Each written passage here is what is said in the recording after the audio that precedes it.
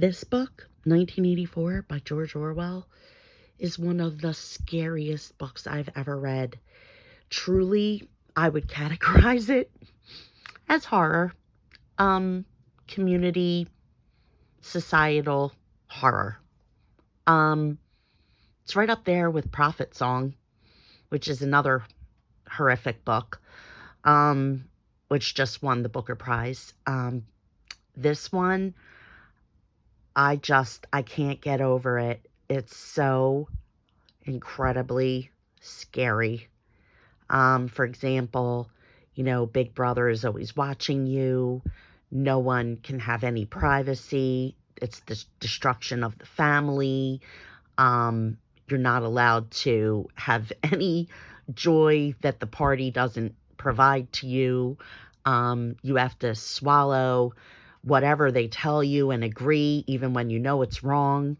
Um, they destroyed the past. They control all information. They changed language. They have thought police. They have face crimes. Face crimes. I would be in jail immediately because my face definitely betrays me every time. Yeah, you'd want to play poker with me, but I digress. Um, this just was so incredibly scary because towards the end of this, there's like a whole interrogation slash re-education slash torture session, which breaks the mind of someone and like rebuilds it in the image of the party. And it's just horrifying. In fact, no horror book or thriller book has scared me more than this. Um, the fact that someone could think it up means that it could happen. That's a philosophical truth, in my opinion, anyway. It's just, take the worst of communism and fascism, mash it together into something even worse than that, using technological ways to invade every corner of your life. Up next, I'm going to read from Julia's point of view, 1984 Julia.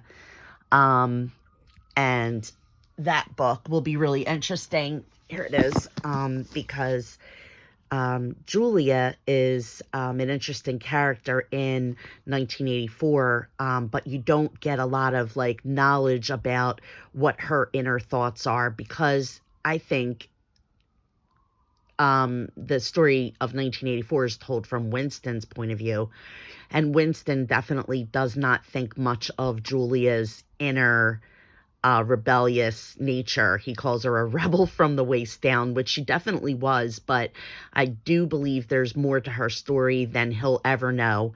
And I'm really, really excited to see where that goes. So that's what I'm reading today. All right. I would highly recommend both. And I'm really, really interested in where this 1984 Julia goes. I'm hoping that it doesn't horrify me as much as 1984 did, but I'm pretty sure that it will. Um, Great combo. It's always great to read a classic and then read a retelling. It's one of my favorite things to do. I usually do that with Jane Eyre, but I'm starting to branch out. This is the first one in a while. I don't recall any others that I've read recently other than Jane Eyre retellings, which I really enjoy. But this, because of the horrific nature of society in this alternate 1984, is so horrifying. I'm really looking forward to hearing Julia's point of view. And I will tell you more when I'm done reading that. Give it a try, guys. You will truly be in turns horrified and educated on society, the goals of power, which is just to have more power. And it will really, truly frighten you and enlighten you and make you very cautious. about where society could go and where we don't want it to go. So anyway, that's 1984 by George Orwell and 1984 Julia by Sandra Newman. Truly excited about these two.